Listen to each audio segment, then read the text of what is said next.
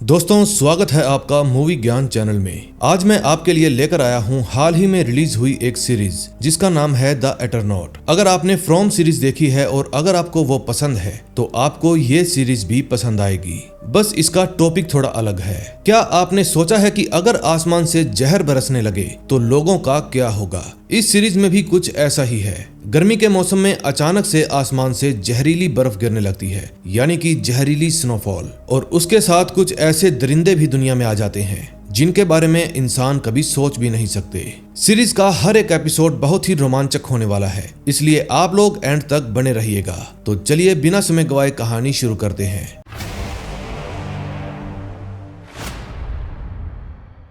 First episode की शुरुआत होती है एक बोट से, जिसमें तीन दोस्त एक साथ बैठकर जश्न मना रही थी।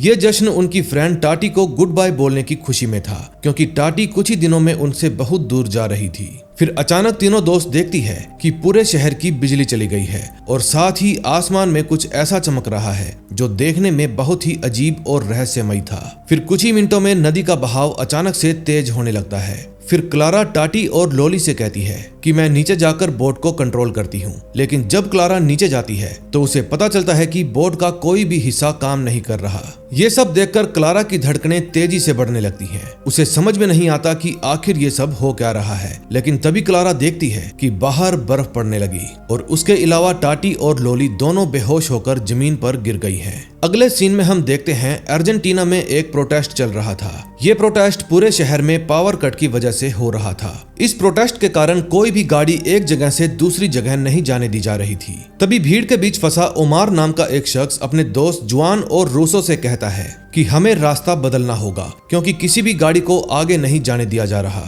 दरअसल जुआन और रूसो अपने 30 साल पुराने दोस्त टेनो से मिलने जा रहे थे, लेकिन उन्हें कोई भी अंदाजा नहीं था कि उनकी ये ट्रिप कितनी भयानक होने वाली है। फिर जब जुआन टेनो के घर पहुंचता है तो वहां उसे टेनो का चौकीदार विसेंते मिलता है। फिर वो दोनों विसेंते से कहते हैं कि फौरन जाकर एक विस्की लेकर आओ, क्योंकि आज हम सारे दोस्त साथ में बैठकर पार्टी करने वाले हैं। फिर थोड़ी देर बाद जुआन, टेनो, रूसो और उनका एक और दोस्त लुकास विस्की पीते हुए पोकर खेलने लगते हैं। दरअसल वो सभी अपनी 30 साल पुरानी दोस्ती की यादों को ताजा कर रहे थे, लेकिन तभी अचानक से पूरे शहर की लाइट चली जाती है। लाइट्स जाने के अलावा उन सभी के मोबाइल फोन्स भी अचानक बंद हो जाते हैं, लेकिन जुआन को लगता है कि ये सिर्फ एक इत्तेफाक है। फिर कुछ देर बाद टेनो की वाइफ चिल्लाते हुए कहती है, टेनो जल्दी ऊपर आओ, विसेंते को कुछ हो गया है। फिर टेनो जब ऊपर जाता है तो एना उसे खिड़की से बाहर देखने के लिए कहती है, क्योंकि विसेंते सड़क पर चलते चलते अचानक से गिर गया था। फिर टेनो देखता है कि गर्मी का मौसम होने के बावजूद भी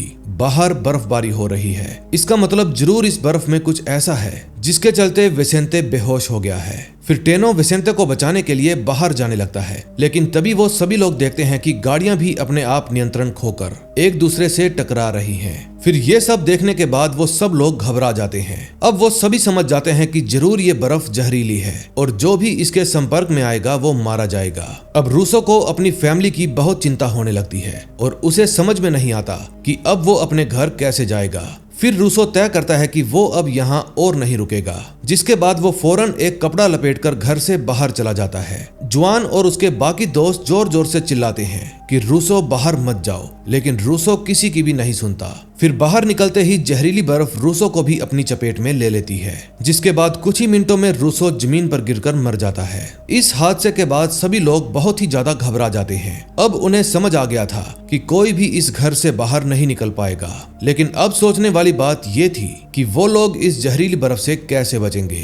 फिर जुआन एना को कहता है कि मुझे अपनी बेटी क्लारा की चिंता हो रही है। फिर एना कहती है परेशान मत हो, बस दुआ करो कि उसे भी हमारी तरह इस जहरीली बर्फ के बारे में पता चल जाए। कुछ देर बाद अचानक से उन सभी को पीछे के दरवाजे से किसी के खटखटाने की आवाज आती है। फिर टेनो जुआन से कहता है दरवाजा मत खोलना, ये कोई खतरनाक जीव भी हो सकता है। लेकिन तभी बाहर से एक लड़की चिल्लाते हुए कहती है कि मैं डिलीवरी गर्ल हूँ, जो यहाँ आपका पिज्जा डिलीवर करने के लिए आई थी। अब सभी दोस्त जानते थे कि पिज्जा डिलीवरी करने के लिए एक लड़का आने वाला था, लेकिन अभी वो लोग इस बारे में ना सोचते हुए सबसे पहले उस लड़की को अंदर करते हैं। फिर जुआन देखता है कि पीछे का दरवाजा एक सुरंग के जरिए सीधा टेनो की गैराज में खुलता है। इसका मतलब जरूर वो लड़की गैराज में ही रुकी होगी। फिर जुआन गाड़ी की चाबियां लेने गैराज में बने ऑफिस में जाने के बारे में सोचता है, लेकिन टेनो जुआन को कहता है कि ये सब बहुत रिस्की है, क्योंकि अगर बर्फ का एक भी कण तुम्हारे शरीर पर गिर गया तो रूसों की तरह तुम भी मारे जाओगे। फिर जुआन कहता है मुझे कुछ नहीं होगा,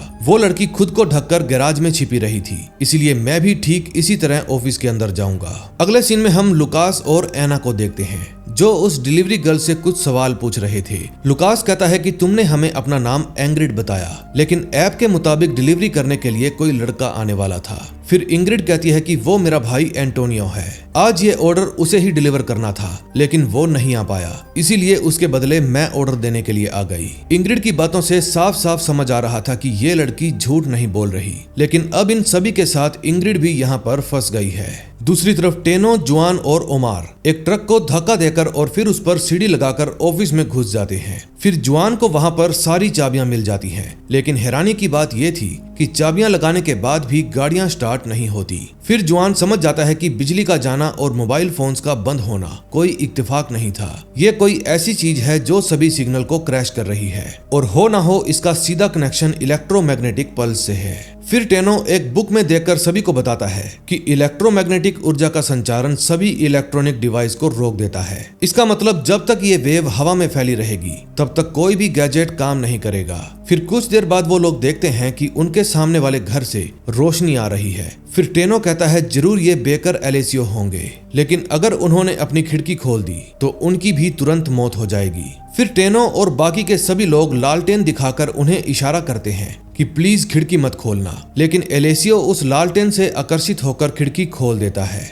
फिर जैसे ही बर्फ की पहली बूंद एलेसियो के शरीर पर पड़ती है, तुरंत ही उसकी मौत हो जाती है। फिर जब एलेसियो की वाइफ उसे देखने के लिए वहां आती है तो जहरीली बर्फ की वजह से वो भी मारी जाती है। फिर जुआन चिल्लाता है कि मुझे अभी की अभी अपनी एक्स वाइफ एलेना के घर पर जाना होगा, क्योंकि क्लारा हर रोज सुबह क्लब जाने के लिए जल्दी उठती है। फिर टेनो और बाकी के सभी लोग जुआन को समझाते हैं, लेकिन जुआन बिना घर जाए मानने वाला नहीं था। फिर टेनो जुआन की जिद देकर उसको कहता है कि तुम परेशान मत हो, हम एक ऐसा सेफ्टी सूट बनाएंगे जिसको पहनकर तुम आसानी से बाहर जा सकते हो। अब टेनो, उमार, लुकास और एना उस सूट को बनाने में लग जाते हैं। वो लोग जुआन का पूरा शरीर ढक देते हैं ताकि बर्फ उसके शरीर को छू भी ना पाए। फिर टेनो जुआन को एक मास्क देता है जिसको पहनकर वो आसानी से सांस भी ले पाएगा।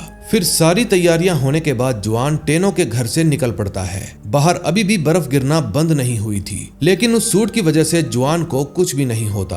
फिर जुआन देखता है कि सड़क पर हजारों लोग मरे पड़े हैं, क्योंकि बर्फ गिरने से पहले जो जिस हालत में था, बर्फ गिरने के बाद वो उसी हालत में मारा गया। लेकिन जुआन की बेटी क्लारा जिंदा है या मर गई, ये हमें नेक्स्ट एपिसोड में पता चलेगा। सेकंड एपिसोड की शुरुआत पास्ट से होती है। ये सीन उसी रात का है जब जहरीली बर्फ गिरना शुरू हुई थी, लेकिन इस बार कहानी टेनो के घर से नहीं बल्कि जुआन की एक्स वाइफ एलेना के घर से शुरू हुई है। इस रात एलेना की बिल्डिंग के सभी लोग ग्राउंड फ्लोर पर एक साथ बातें कर रहे थे। सभी का कहना था कि पावर कट की वजह से उन्हें काफी परेशानियां झेलनी पड़ रही हैं, और अगर ये प्रोटेस्ट इसी तरह चलता रहा तो आगे चलकर उनको और भी दिक्कतों का सामना करना पड़ेगा। तभी अचानक से वहां की लाइट चली जाती है और उसके बाद शुरू होता है असली खेल। जहरीली बर्फ गिरने के कारण गाड़ियां बेकाबू हो जाती हैं, और फिर एक गाड़ी तेज रफ्तार से एलेना की बिल्डिंग में लगे शीशे को तोड़कर उसके अंदर घुस जाती है। अब कहानी प्रेजेंट में आती है। जुआन देखता है कि जहरीली बर्फ की वजह से लाखों की संख्या में लोग मरे पड़े थे। वो जिस भी तरफ नजरें घुमा रहा था उसी तरफ लाशें ही लाशें पड़ी थी। फिर जुआन अपना बैग खोलकर एक नक्शा निकालता है और फिर उसमें एलेना के घर का शॉर्टकट देखकर वहां की तरफ निकल पड़ता है। दूसरी तरफ टेनो के घर में खाने और पानी के लिए बहस हो रही थी। फिर टेनो सभी को कहता है कि हमें खाना किफायत में इस्तेमाल करना चाहिए, क्योंकि जब तक जुआन वापस नहीं आ जाता तब तक हम बाहर नहीं जा सकते। अब ओमार और इंग्रिड को लग रहा था कि शायद जुआन वापस नहीं आएगा, लेकिन लुकास उन्हें समझाता है कि जुआन ऐसा नहीं है। उसने अगर कहा है कि वो वापस आएगा तो मतलब वो जरूर आएगा। लेकिन ओमार और इंग्रिड का जुआन के बारे में ऐसा सोचना स्वाभाविक था, क्योंकि अक्सर ऐसी परिस्थितियों में लोगों का एक दूसरे पर भरोसा कम हो जाता है। दूसरी तरफ जुआन चलते चलते एक ऐसी जगह पर पहुंच जाता है जिसको देखकर उसके होश उड़ जाते हैं। जुआन देखता है कि एक ट्रेन के दोनों ही तरफ लोग मरे पड़े हैं। उनकी संख्या इतनी ज्यादा थी कि उसको देखकर आम इंसान की रूह कांप जाए।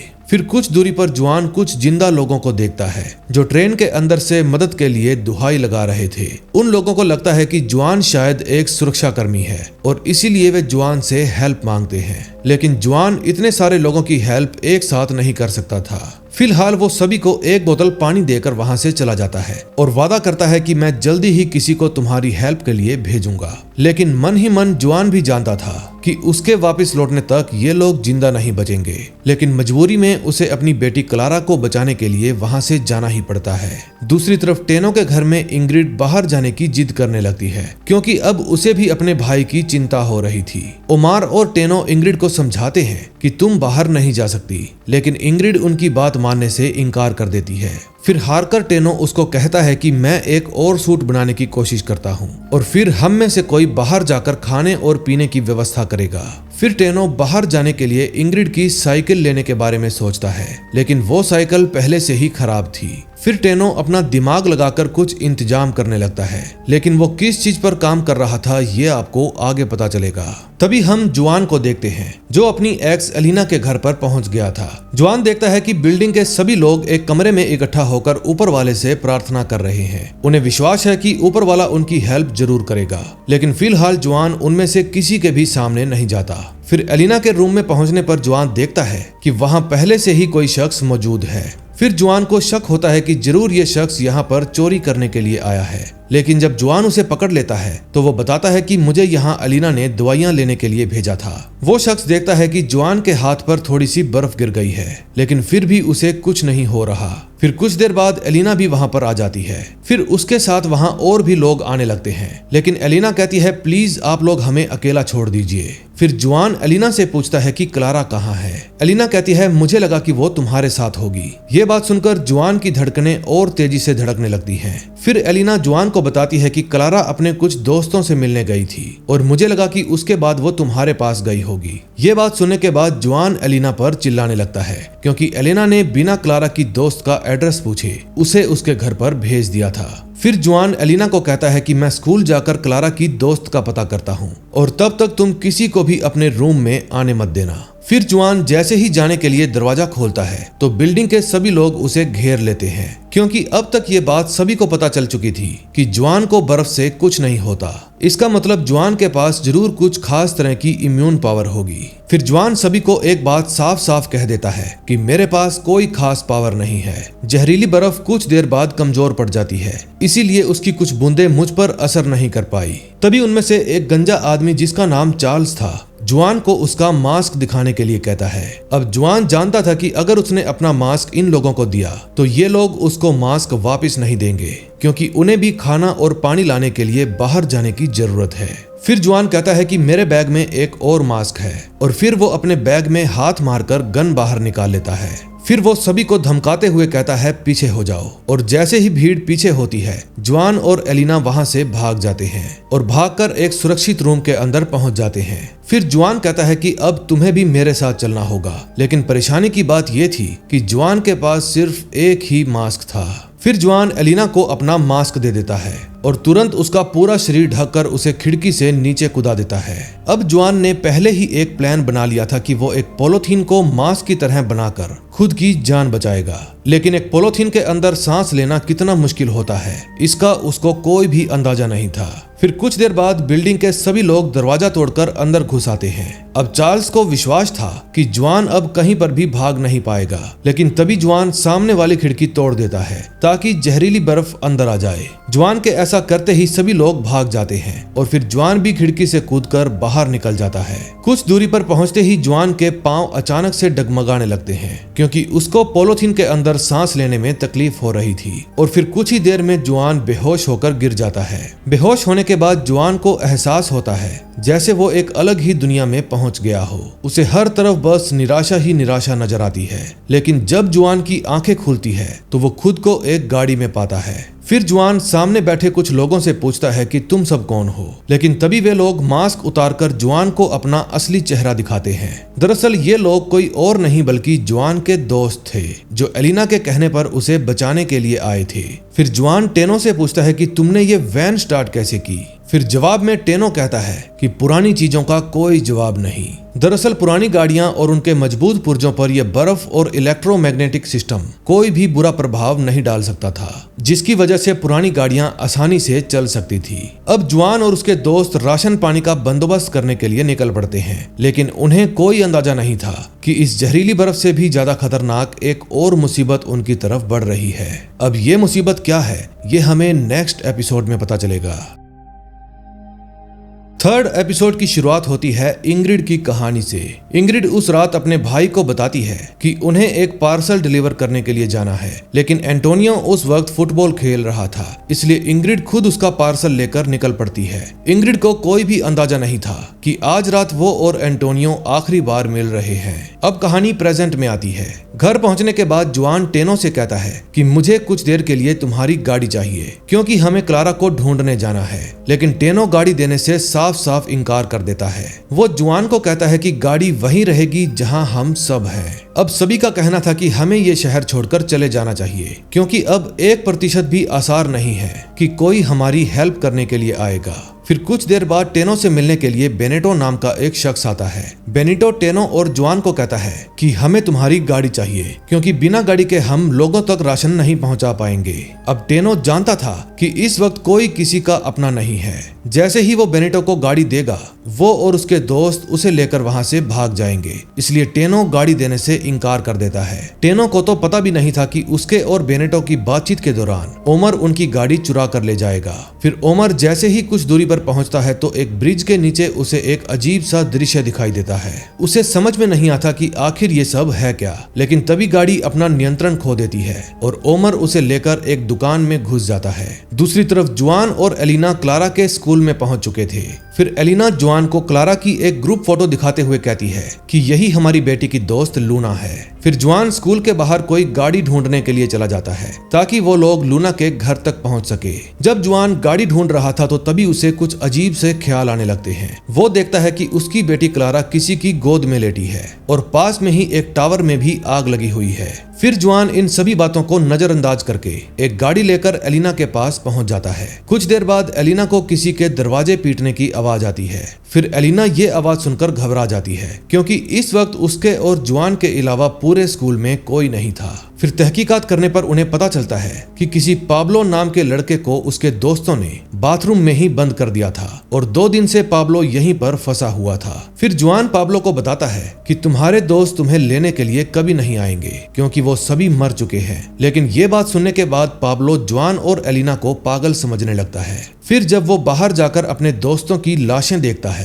तो उसके होश उड़ जाते हैं। अब एलिना और जुआन पाब्लो को क्लारा की ग्रुप फोटो दिखाते हैं और पूछते हैं कि क्या तुम इस लड़की को जानते हो। फिर पाब्लो कहता है कि मैं क्लारा को तो नहीं जानता, लेकिन मैं उसकी दोस्त लोली को जानता हूँ। फिर जुआन पाब्लो को लोली का घर बताने के लिए कहता है, लेकिन पाब्लो शर्त रखता है कि अगर मैंने लोली का घर बताया तो पहले तुम लोग मुझे मेरी फैमिली के पास छोड़कर आओगे। फिर जुआन और एलिना पाब्लो की ये शर्त मान लेते हैं। दूसरी तरफ इंग्रिड जब अपने भाई एंटोनियो को देखने के लिए जाती है तो उसे अपना भाई मैदान में मरा हुआ मिलता है। ये देखकर इंग्रिड बहुत ही दुखी हो जाती है, लेकिन फिर वो अपने आप को संभालती है और टेनो के घर पर वापस आ जाती है।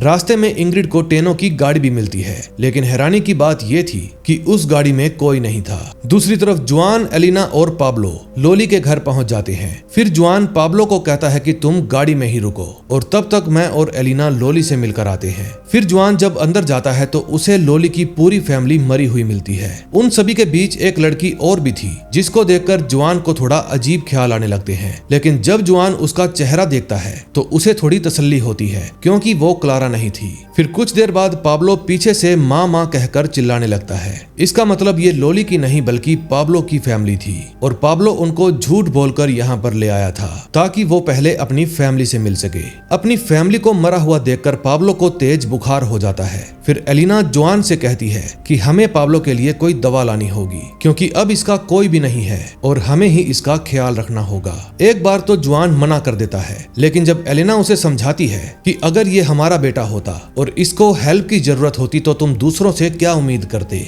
फिर जुआन एक मेडिकल स्टोर के बाहर अपनी गाड़ी रोकता है। तभी जुआन और एलिना जब उस स्टोर से दवा ले रहे थे, तभी अचानक एक प्रेग्नेंट महिला बाहर से मदद के के लिए आवाज लगाती है। अब एलिना एक डॉक्टर थी, इसलिए अपना फर्ज निभाने के लिए वो बिना कुछ सोचे समझे स्टोर का दरवाजा खोल देती है। फिर जैसे ही वो महिला अंदर आती है, वो तुरंत एक गन निकालकर अपने साथी को भी वहां पर बुला लेती है। दरअसल ये दोनों कपल्स जॉन की गाड़ी हथियाने के लिए आए थे। फिर जैसे ही उन्हें गाड़ी की चाबी मिल जाती है, वो लोग जोआना और एलिना को एक रूम के अंदर बंद करके वहां से चले जाते हैं। फिर जॉन चिल्लाते हुए कहता है कि पाब्लो हमारी हेल्प करो, लेकिन पाब्लो तो दरवाजा खोलने के मूड में ही नहीं था, क्योंकि अपनी फैमिली को मरा हुआ देखकर पाब्लो की मानसिक स्थिति खराब हो गई थी। लेकिन जब एलिना उसे प्यार से दरवाजा खोलने के लिए कहती है तो पाब्लो मान जाता है। अब जॉन, एलिना और पाब्लो वापिस से टेनो के घर के लिए निकल पड़ते हैं। फिर चलते चलते जॉन उसी ट्रेन के पास पहुंच जाता है जहां उसने लाखों की संख्या में लाशें देखी थी।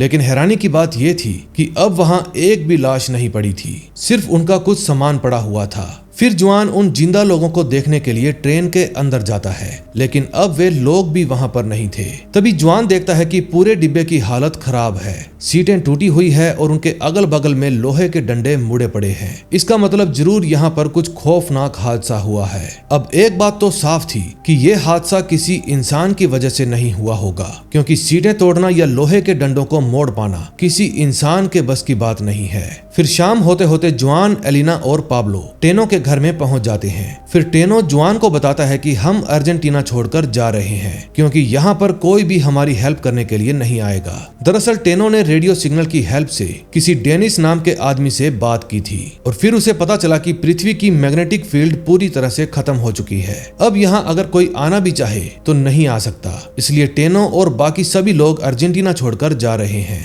फिर जॉन टेनो को कहता है कि मैं क्लारा को लिए बिना कहीं नहीं जाऊंगा, लेकिन जॉन को कोई भी अंदाजा नहीं था कि अगर वो यहाँ से नहीं गया तो उनमें से कोई भी जिंदा नहीं बचेगा। तभी हम उसी कपल को देखते हैं जिसने जॉन की गाड़ी चुराई थी। फिर काइल अपनी वाइफ मिमी को कहता है तुम थोड़ी देर यहीं बैठो और तब तक मैं गाड़ी की टंकी फुल कर लेता हूँ। फिर काइल जब नीचे बैठकर तेल भरने लगता है तो अचानक उसे कुछ आवाज आती है। फिर काइल जब टॉर्च जलाकर इधर उधर देखने लगता है तो उसे वहाँ कोई भी इंसान नहीं दिखता। फिर कुछ देर बाद काइल को एक खौफनाक साया दिखता है, जिसको देखकर उसके होश उड़ जाते हैं। तभी मिमी को भी बाहर से काइल के चिल्लाने की आवाज आती है, लेकिन उसे लगता है कि शायद काइल उससे मजाक कर रहा है। लेकिन अगले ही पल वो साया वहां पर भी आ जाता है और अचानक से गाड़ी को धक्का देने लगता है। फिर मिमी जोर जोर से चिल्लाती है, लेकिन वो साया गाड़ी को धक्का देते हुए एक गड्ढे में गिरा देता है। अब नेक्स्ट एपिसोड में देखेंगे क्या होता है। फोर्थ एपिसोड में हम देखते हैं जॉन और उसके दोस्त रूसो की बॉडी को दफना रहे थे। नम आंखों के साथ वो सभी लोग रूसो को अलविदा कहते हैं और फिर अपने घर आ जाते हैं। अब टेनो भी घर का सारा राशन और कुछ जरूरी सामान एक बैग में भरने लगता है, क्योंकि बहुत जल्द वो लोग अर्जेंटीना छोड़कर जाने वाले थे। जॉन ने अपना निर्णय अभी भी नहीं बदला था, क्योंकि जब तक उसको अपनी बेटी क्लारा नहीं मिल जाती वो अर्जेंटीना छोड़कर नहीं जाने वाला। फिर कुछ देर एलिना से बात करने के बाद जॉन क्लारा को ढूंढने के लिए निकल पड़ता है। बर्फीले तूफान के बीच उसे एक गाड़ी नजर आती है जो उसी की तरफ बढ़ रही थी। गाड़ी का दरवाजा खुलते ही जॉन देखता है कि ये उसका दोस्त टेनो है। फिर टेनो जॉन को कहता है कि मैं हमारी 38 साल पुरानी दोस्ती खराब नहीं करने वाला। फिर वो दोनों मिलकर क्लारा को ढूंढने के लिए निकल पड़ते हैं। रास्ते में टेनो जॉन को बताता है कि वैन एलन वेल्ट नाम का एक रेडियो एक्टिव चक्र है जो पृथ्वी के कणों को घेरे हुए है। यह चक्र एक ढाल की तरह काम करता है और पृथ्वी को सोलर विंड से बचाता है, लेकिन अगर इसके पोल्स काम करना बंद कर दें तो जहरीले रेडियो एक्टिव कण इंसान पर बरस पड़ेंगे। ये बर्फ उन्हीं कणों का हिस्सा है और शायद अब इस मुसीबत के खत्म होने की कोई शंका भी नहीं है। फिर बातें करते करते जॉन और टेनो एक ब्रिज के नीचे पहुंच जाते हैं, लेकिन वो ये देखकर हैरान रह जाते हैं कि पूरा ब्रिज गाड़ियों से बंद कर दिया गया है। बेशक ये किसी इंसान का काम नहीं हो सकता था, क्योंकि इतनी सारी गाड़ियां किसी ब्रिज के नीचे ठूस देना कोई साधारण बात नहीं थी। कुछ देर बाद सुरक्षा कर्मियों का एक समूह जॉन और टेनो के करीब आता है। फिर जॉन ऑफिसर से पूछता है कि आखिर ये सब हो क्या रहा है, लेकिन ऑफिसर उन्हें कोई भी सही जवाब देने की बजाय उनसे हेल्प की उम्मीद करने लगते हैं। अब जॉन को कुछ अजीब लगता है। फिर वो टेनो को कहता है कि हमें इन सुरक्षा कर्मियों का पीछा करना चाहिए, लेकिन जब जॉन और टानो उनका पीछा करते हुए कुछ दूरी पर पहुंचते हैं तो अचानक से वो सारे सुरक्षा कर्मी रुक जाते हैं। अब जॉन समझ जाता है कि जरूर कुछ गड़बड़ है और तभी कुछ खौफनाक कीड़े अचानक उन पर हमला कर देते हैं। ये कीड़े बहुत ही विशाल थे और साथ में उनकी संख्या इतनी ज्यादा थी कि इन लोगों का ग्रुप भी उनसे लड़ नहीं पाता। जुआन और टानो जैसे तैसे अपनी जान बचाकर एक सुरक्षित जगह पर छिप जाते हैं और जब वो बाहर निकलते हैं तो देखते हैं सारे सुरक्षाकर्मी मारे जा चुके हैं। फिर जुआन और टानो घर पहुंचने के लिए धीरे धीरे आगे बढ़ते हैं। जुआन देखता है कि एक कीड़ा सुरक्षाकर्मी को मारकर उसे अपनी अंडरग्राउंड गुफा में ले जा रहा है और इसी के साथ उनकी गुफाओं के अगल बगल कुछ गोले भी पड़े थे जो देखने में काफी रहस्यमय लग रहे थे। ये दृश्य देखने के बाद जुआन और टानो का दिल दहल जाता है। अब उन्हें चिंता होने लगती है कि कहीं उनके परिवार को कुछ हो ना जाए, लेकिन तभी अचानक से टैनो का पांव फिसल जाता है और वो एक लोहे के कूड़ेदान से टकरा जाता है। आवाज होते ही वो कीड़ा अपनी गुफा से बाहर आ जाता है। फिर जुआन उस कीड़े से बचने के लिए उस पर कई सारी गोलियां चलाता है, लेकिन उसके मजबूत शैल की वजह से उसे कुछ भी नहीं होता। कीड़े के आगे बढ़ते ही जुआन उसके सिर पर निशाना साध देता है और उसका भेजा उड़ा देता है, जिसके कारण कीड़ा मर जाता है। अब बाकी कीड़े भी अपनी अपनी गुफाओं से बाहर निकल आते हैं। तभी एक आदमी जुआन और टानो को इशारा करता है कि तुम लोग इस तरफ आ जाओ। फिर वो दोनों उसका पीछा करते हुए एक क्लॉक टावर जैसी बिल्डिंग के पास पहुंच जाते हैं। उस बिल्डिंग में और भी कई सारे लोग मौजूद थे जो कि उन कीड़ों से अपनी जान बचाकर यहाँ पर छुपे हुए थे। जुआन और टानो को उन लोगों के बीच ओमार भी मिलता है। फिर ओमार को देखते ही टानो को बहुत गुस्सा आ जाता है, लेकिन जुआन उसे समझाता है कि ये गुस्सा करने का सही समय नहीं है। तभी रेंगो नाम के एक बूढ़े आदमी को देखकर जुआन को लगता है कि शायद उसने इस आदमी को पहले भी कहीं देखा है, लेकिन फिलहाल वो इस बारे में उससे कोई बात नहीं करता।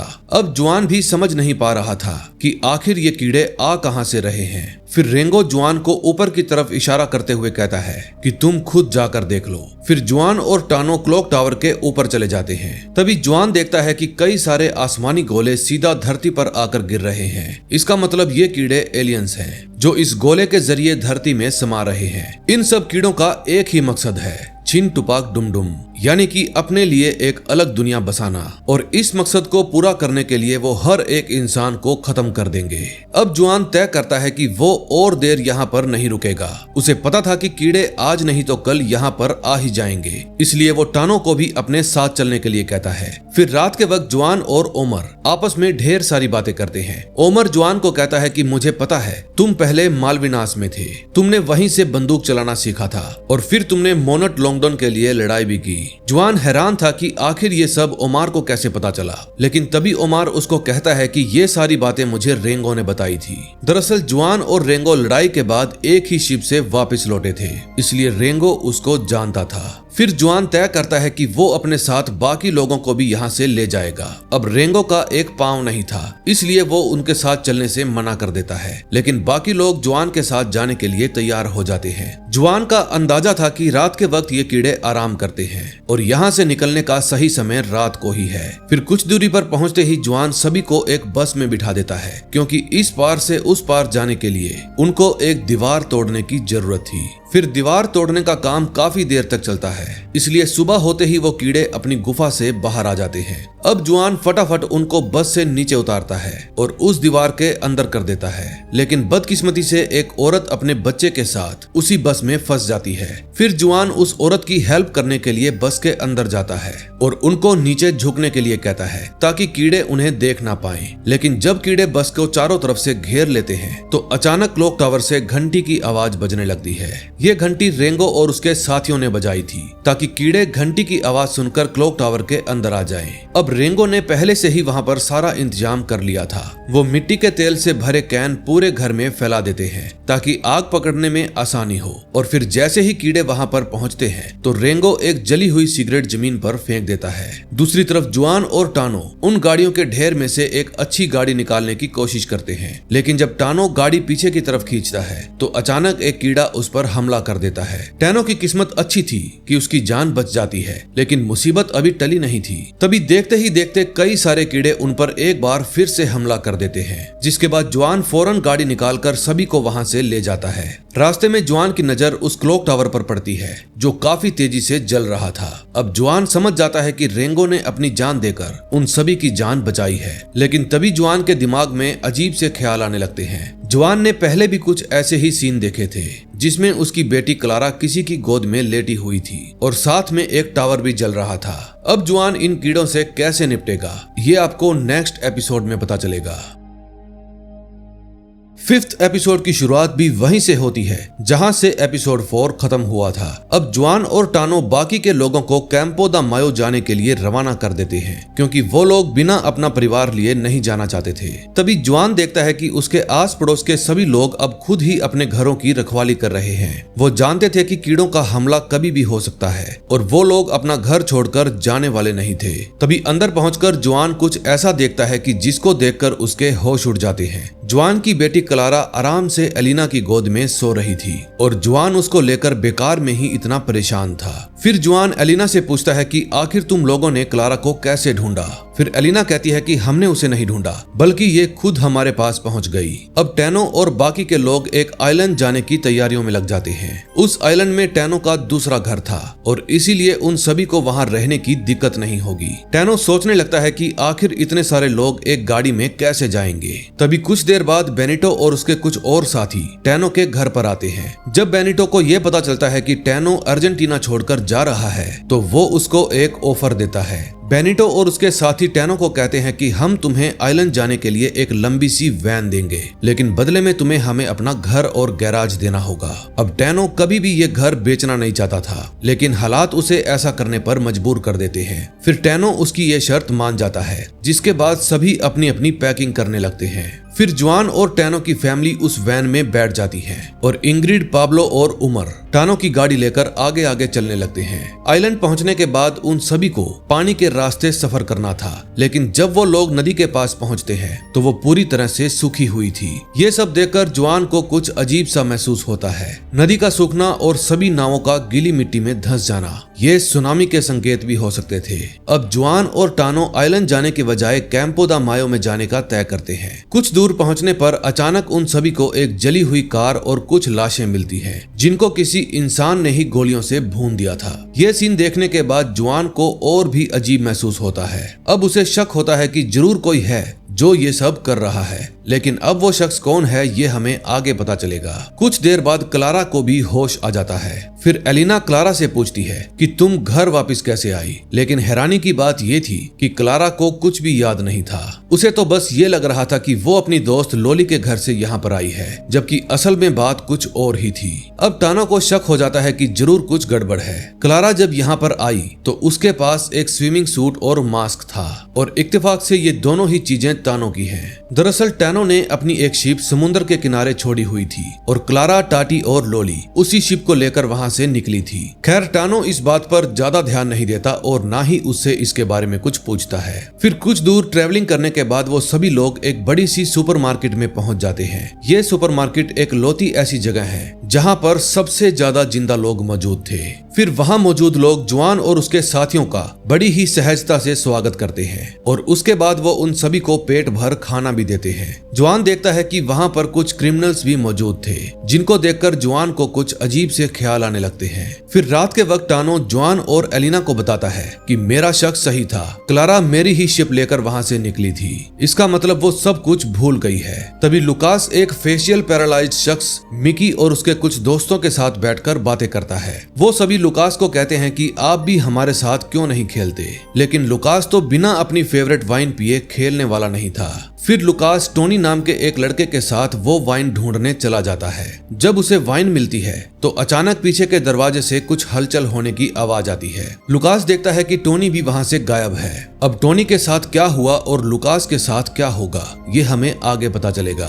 फिर अगली सुबह जब जुआन की नींद खुलती है तो पूरे सुपरमार्केट में भगदड़ मच जाती है। जुआन देखता है कि सभी लोग बाहर की तरफ जा रहे हैं और आसमान से निकल रही खिलती धूप के मजे ले रहे हैं। अब जहरीली बर्फ भी गिरना बंद हो चुकी थी। तभी टानो जुआन को कंपास देते हुए कहता है कि पोल्स अब उल्टे हो गए हैं। इसका मतलब पृथ्वी के मैग्नेटिक फील्ड में कोई बड़ा बदलाव आया है। तभी कुछ देर बाद उनको पता चलता है कि लुकास उनके साथ नहीं है। फिर जुआन और टानो तुरंत लुकास को अंदर ढूंढने के लिए जाते हैं, लेकिन लुकास पूरी सुपरमार्केट में कहीं भी नहीं था। अब जब जुआन और टानो लुकास को ढूंढ रहे थे तभी बाहर एक खौफनाक हादसा हो जाता है। एक कार में से 3 लोग उतरते हैं और तुरंत ही सब पर फायरिंग करना शुरू कर देते हैं। जुआन देखता है कि एलिना और क्लारा तो सुरक्षित हैं, लेकिन टानो की वाइफ आना बाहर फंस गई थी। अब जुआन तुरंत मामले को संभालते हुए उन लोगों पर फायरिंग करना शुरू कर देता है। वो एक एक करके 2 लोगों को मार गिराता है, लेकिन उनका तीसरा साथी वहां से भाग चुका था। जुआन जब उनमें से एक की लाश देखता है तो वो हैरान रह जाता है। गोलियां चलाने वाला कोई मर्द नहीं बल्कि एक औरत थी,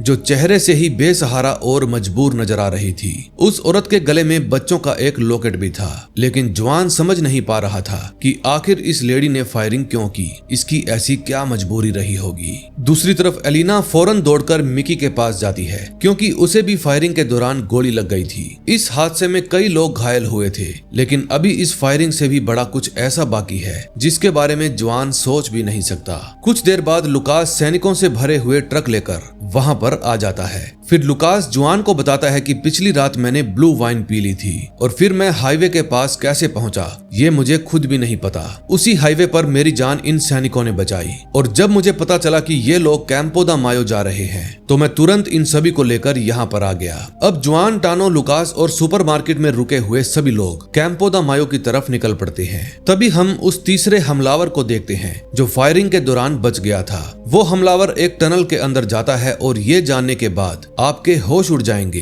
कि उस टनल में पहले से ही कई 100 कीड़े मौजूद थे। वो कीड़े उस हमलावर को छू तक नहीं रहे थे, बल्कि वो सभी तो उसको देखकर हट रहे थे, यानी कि उसको रास्ता दे रहे थे। अब इस हमलावर का इन कीड़ों के साथ क्या संबंध है ये हमें नेक्स्ट एपिसोड में पता चलेगा। लास्ट एपिसोड की शुरुआत कैंपो दा मायो के एक मिलिट्री कैंप से होती है। फिर यहाँ पहुंचने के बाद सभी सैनिक घायल लोगों को हॉस्पिटल भिजवाते हैं, जिसके बाद उन सभी का वहां पर इलाज किया जाता है। बचे हुए लोग मिलिट्री के साथ मिलकर गन प्रैक्टिस करने में लग जाते हैं। फिर कुछ देर बाद एक सैनिक वहां पर आता है और टैनो को हेडक्वार्टर ले जाता है। दरअसल लुकास ने कमांडर को बताया था कि टानो एक इलेक्ट्रिकल इंजीनियर है और इसीलिए अब कमांडर चाहते हैं कि टैनो फोर्स के साथ सेंट्रल एरिया जाए और वहां जाकर वायरलेस मैसेज भेजने में उनकी हेल्प करे। टैनो इस काम के लिए साफ मना कर देता है, क्योंकि कुछ समय पहले ही वो लोग उन कीड़ों से बचकर सेंट्रल एरिया से लौटे हैं। फिर बाहर जाकर जुआन टानो से पूछता है क्या हुआ। फिर टानो कहता है कि वो लोग मुझे मौत के मुंह में धकेलना चाहते हैं। तभी लुकास टानो को समझाता है कि तुम्हें उनकी हेल्प करनी चाहिए। अगर इस मुश्किल समय में भी तुम अपने ही बारे में सोचोगे तो बाकी लोगों का क्या होगा। फिर कुछ देर बाद टानो देखता है कि बेनिटो का दोस्त रोबर्टो कुछ लोगों के साथ वहां पर लाया गया है।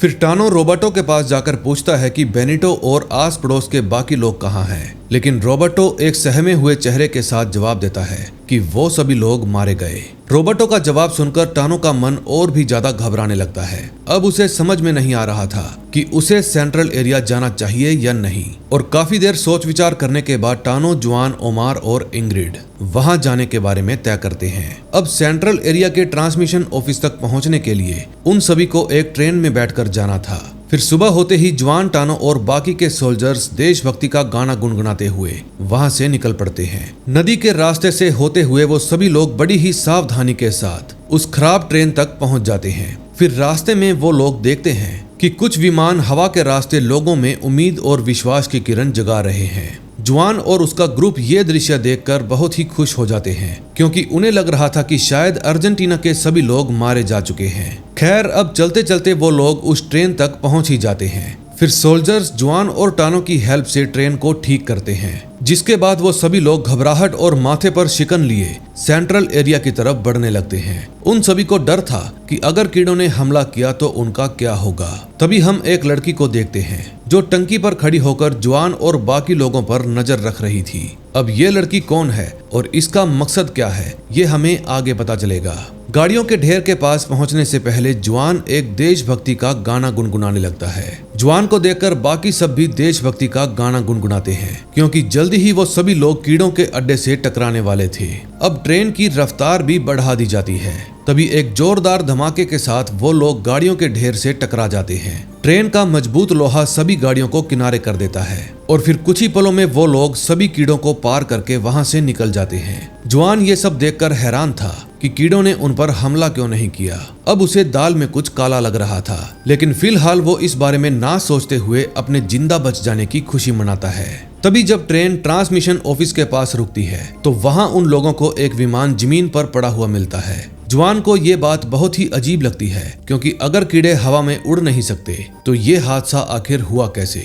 फिर अड्डे पर पहुंचकर सोल्जर सभी को 3 दलों में बांट देते हैं। एक दल सिग्नल भेजकर पूरे देश को ये बताएगा कि हम सुरक्षित यहाँ पर पहुंच गए हैं, और दूसरा उस क्रैश हुए विमान की जांच करेगा, और तीसरा सभी जगहों पर नजर रखेगा ताकि कोई कीड़ा हमला ना कर सके। तभी इंग्रिड जब क्रैश हुए विमान के अंदर जाती है तो उसे वहाँ पर कुछ मिसाइलें मिलती है। अब सोचने वाली बात ये थी कि अगर ये विमान लोगों की हेल्प कर रहा था तो इसके अंदर हमला करने वाली चीजें कहाँ से आई। कुछ देर बाद उन सभी को सड़क के बीचों बीच एक बच्चा दिखाई देता है, लेकिन जब एक शख्स बाहर उस बच्चे को देखने जाता है तो वो देखता है कि बाहर वो अकेला बच्चा ही नहीं था, बल्कि उसके साथ और भी कई सारे लोग थे, और वो उन सबको घेर लेते हैं। अब कुछ ऐसा होने वाला था जिसके बारे में जुआन कभी सोच भी नहीं सकता था, लेकिन वो हादसा क्या है ये भी हमें आगे पता चलेगा। दूसरी तरफ मोर्सी नाम का एक ऑफिसर वायरलेस की हेल्प से पूरे अर्जेंटीना में एक मैसेज भेज देता है। जब एलिना, आना और क्लारा ये मैसेज सुनते हैं तो वो खुशी के मारे झूमने लगते हैं, क्योंकि ये मैसेज इस बात का सबूत था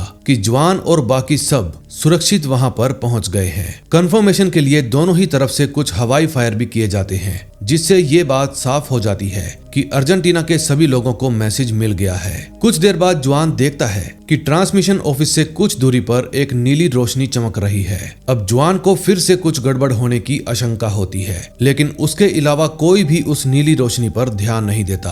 तभी रात के वक्त जुआन, टानो, ओमर और लुकास कई दिनों बाद एक साथ बैठकर बातें करते हैं। जुआन ओमर को बताता है कि अभी तक इंग्रिड वापस नहीं आई, लेकिन ओमर कहता है कि मुझे तो ये बताया गया था कि वो वापस आ गई है। अब ओमर इंग्रिड को देखने के लिए बाहर जाने लगता है, लेकिन तभी लुकास उसे कहता है कि बाहर मत जाओ, ये जगह एक भूल भुलैया जैसी है, और अगर तुम यहाँ पर खो गए तो हम सभी को तुम्हें ढूंढना पड़ेगा। फिर ओमर लुकास की ये बात मान लेता है। फिर वो सभी लोग आपस में बैठकर वाइन पीने लगते हैं और साथ में कार्ड्स भी खेलते हैं। लुकास खेल में हार रहा था, इसलिए ओमर उसे चिढ़ाने लगता है, लेकिन तभी लुकास गुस्से में ओमर के पेट में एक चाकू घोंप देता है। ये सीन देखने में काफी रहस्यमयी था, क्योंकि हमेशा सभी की हेल्प करने वाला लुकास अचानक से इतना हिंसक कैसे हो गया। अब लुकास बाहर जाकर बिल्डिंग की दीवार पर खड़ा हो जाता है। फिर टैनो रोते हुए लुकास से पूछता है कि तुमने ऐसा क्यों किया, क्या हो गया है तुम्हें, तुम इतना अजीब बर्ताव क्यों कर रहे हो। फिर लुकास कहता है कोई तो है जो इंस्टीट्यूशन को हानि पहुंचाना चाहता है, जो साजिश कर रहा है, और इतना कहकर लुकास बिल्डिंग की छत से सुसाइड कर लेता है।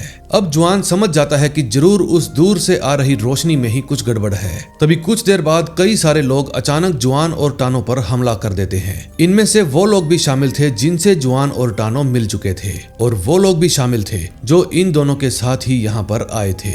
जुआन टानो और ओमर से कहता है कि हमें फौरन यहाँ से निकलना होगा। फिर वो सभी ट्रेन में बैठकर भाग जाते हैं। वहां मौजूद कुछ सोल्जर्स अभी भी उस मायावी शक्ति के वश में नहीं थे, लेकिन जुआन समझ नहीं पा रहा था कि आखिर इन सब को हो क्या गया है। जुआन को ख्याल आता है कि सुपरमार्केट के पास उन तीनों हमलावरों में भी कुछ ऐसा ही था। वो तीनों भी अचानक आए और बिना किसी वजह के उन्होंने गोलियां चलानी शुरू कर दी। इसका मतलब जरूर कोई है जो इन सभी को कंट्रोल कर रहा है, और हो ना हो इसका संबंध जरूर उस नीली रोशनी से होगा। फिर जुआन सोल्जर पैट्रिक से कहता है कि मुझे उस रोशनी के पास जाकर देखना होगा। फिर पैट्रिक टानो को ट्रेन का जिम्मा सौंपकर जुआन के साथ उतर जाता है। फिर जब वे दोनों उस रोशनी वाली जगह पर पहुंचते हैं तो वहां का सीन देखकर उनकी आंखें फटी की फटी रह जाती हैं। दरअसल वहां पर इंसान और कीड़े एक साथ मिलकर काम कर रहे थे। इसका मतलब कीड़ों ने उन सभी पर हमला इसलिए नहीं किया क्योंकि ये पहले से ही एक सोची समझी साजिश थी। इन सभी पर कंट्रोल करने वाला एक खौफनाक शैतान पहले से ही चाहता था कि जुआन और उसके ग्रुप को यहाँ पर लाया जाए। उसने लुकास और उसके जैसे कई लोगों को अपने वश में करके जुआन को यहाँ पर बुला लिया, और अब वो उसके साथ क्या करेगा ये किसी को भी नहीं पता था। फिर जुआन और पैट्रिक चलते चलते इमारत के ऊपर वाले फ्लोर में पहुंच जाते हैं। वहां जाकर जुआन देखता है कि कई सारे लाल गोले सीधा धरती से टकरा रहे हैं, और हैरानी की बात यह है कि जुआन ने हूबहू यही दृश्य अपने ख्यालों में भी देखा था। फिर जुआन पैट्रिक को कहता है कि मैं पहले भी यहाँ पर आ चुका हूँ, ये सब मैंने देखा है। और तभी उसकी नजर कीड़ों के किंग पर पड़ती है। ये रोशनी और कहीं से नहीं बल्कि उसके रहस्यमयी गोले से ही आ रही थी, और यही वो दरिंदा है जो सभी को अपने वश में किए हुए है। अब जुआन समझ जाता है कि उनकी असली लड़ाई तो इससे है, लेकिन तभी उसे ख्याल आता है कि क्लारा भी गुम हो जाने के बाद अपने आप ही वापस लौट आई थी। अब जुआन की धड़कनें और भी तेजी से धड़कने लगती हैं। क्योंकि क्लारा अपने आप वापस नहीं आई थी, बल्कि उसको वश में करके वहां पर भेजा गया था। और इसी के साथ फर्स्ट सीजन का एंड हो जाता है। अब नेक्स्ट सीजन में हम देखेंगे कि जुआन इस दरिंदे से अपनी बेटी और बाकी के लोगों को कैसे बचाएगा, और इसके अलावा जुआन पहले इस जगह पर कब आया था। इन सभी सवालों के जवाब हमें द एटरनॉट सीजन 2 में मिलेंगे। उम्मीद करता हूँ आपको ये सीरीज पसंद आई होगी। सो प्लीज वीडियो को लाइक करके चैनल को सब्सक्राइब कर देना और बेल आइकन दबाना मत भूलना, ताकि जैसे ही इसका सेकंड सीजन आए और मैं उसको अपलोड करूं तो आपके पास नोटिफिकेशन पहुंच जाए। हम मिलेंगे ऐसी ही और मजेदार सीरीज के साथ। Till then bye bye.